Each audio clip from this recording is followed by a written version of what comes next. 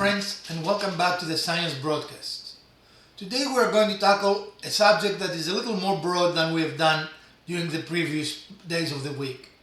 And we're going to talk about something very, very interesting and unique. Can science be trusted? If you stop and think about it, that is a very, very intriguing question, isn't it? We know that there are a lot of things that are based on experience. Can we trust that things that we've experienced happened? One can reasonably say yes, of course we can trust that things we've experienced did happen. Can we trust things we believe in are true? Here we're going to have a little more heated discussion. But ultimately, can something be demonstrably true is what we're talking about when it talks about trust. If something cannot be demonstrated true, can we actually trust it? I will postulate that we cannot. If I cannot demonstrate something to be true, how can I trust that thing? I postulate that science is the only trustworthy venue because I can experimentally validate what I claim.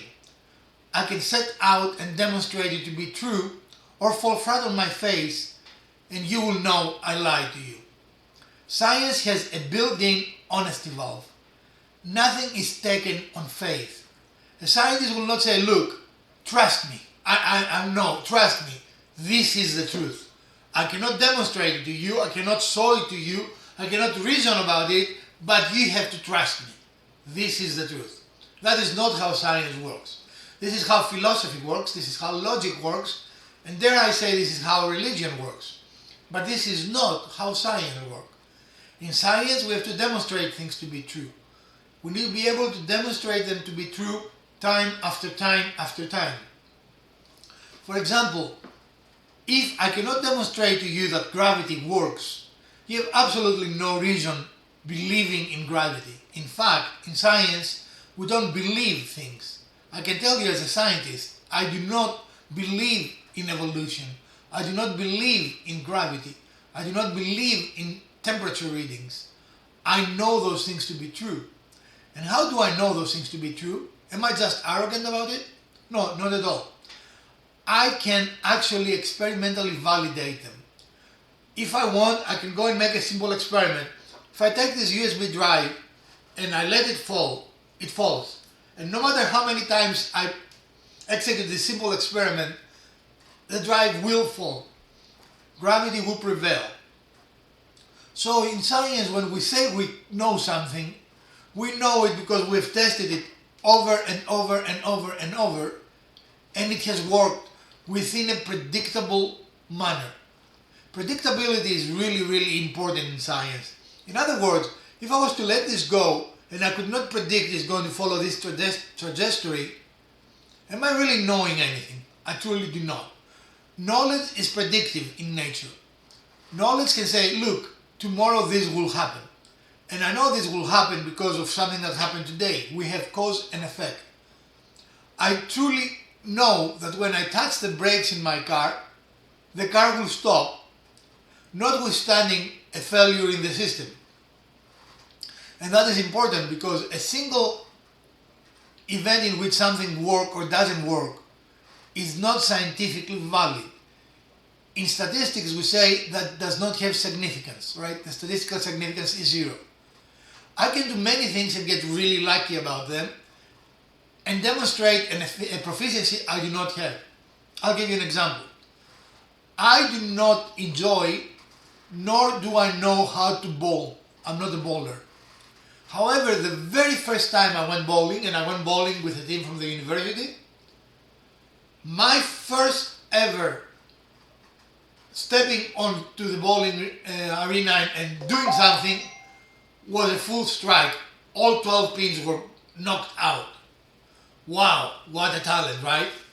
Well, really not. That was just luck.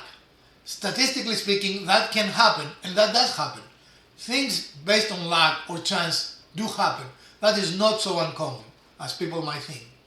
However, if there was some superior skill I possessed, I should come close to that outcome, not necessarily the same outcome every time, but close to that outcome time after time after time. You might have guessed That was the only time that I was able to really perform that well. Ever since, I have met the gutter more often than I've met the pins. So my ability to bowl is really, really pathetic. So in science, if someone does something one time, that person, even if they claim themselves to be a scientist, that person cannot say, look, this is the truth. No, they have to demonstrate it to be true time and time and time again. And also our job as scientists, my job when I read a scientific journal article is not only to absorb it and evaluate its veracity or its truthfulness, but it's also to go in my lab and perform this experiment as to validate it. We have, as I said before, a built-in truth valve, a built-in way to validate things. So if no one but the person that originally made the experiment can really perform the experiment with very similar results, and notice that it's not absolute, we don't say every time it has to be exact. We need to be able to have some predictability, however.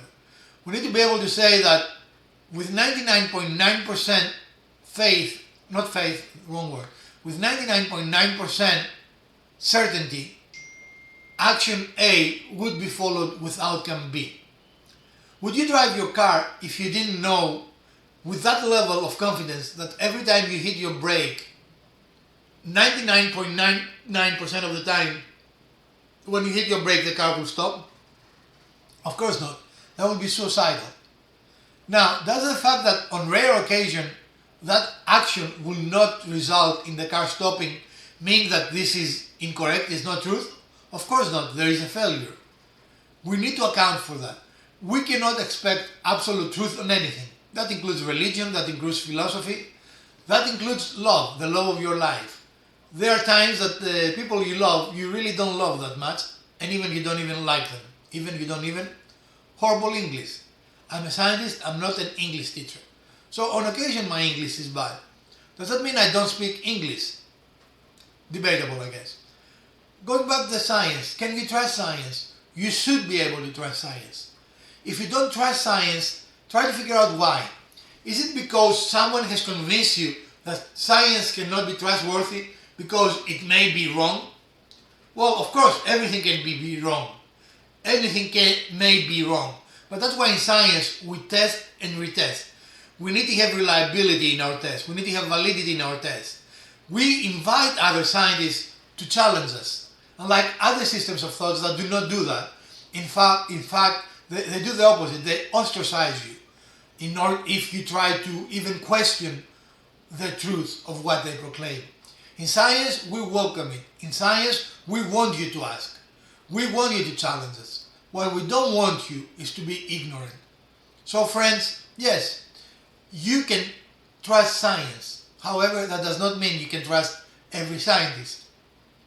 Unfortunately, during this COVID-19 situation, I have seen some scientists really betraying the fundamental premise of science, and that is trust and truthfulness. And for their own reasons, their own gain, their own personal agenda, or perhaps to support an agenda of someone else, they've abandoned the fundamental truths of science, and they, in the process, deceive people and create a distrust of science that is both undeserved and dangerous. Without science, the pandemic will be raging on. Without science, people will be dying daily for things that we can now very easily cure and or prevent. Without science, it will not be possible for you to watch this short video. Without science, many of the things you take for granted would not simply exist. So we can argue all we want about can you trust science, but when we really empirically look in our world, I can tell you, you do trust science no matter what you say. What you don't do is you don't trust all science or you're selective. And that, folks, are simply wrong. We cannot say we trust a field and then when it doesn't work for us, when it doesn't meet our agenda, say, oh, that doesn't work, it is not important. It is important that we're honest, and it's important that we stay true to our decisions. So trust science, but question science. Question scientists. I love to be questioned. In my classrooms, I always say, I would love for my students to prove me wrong.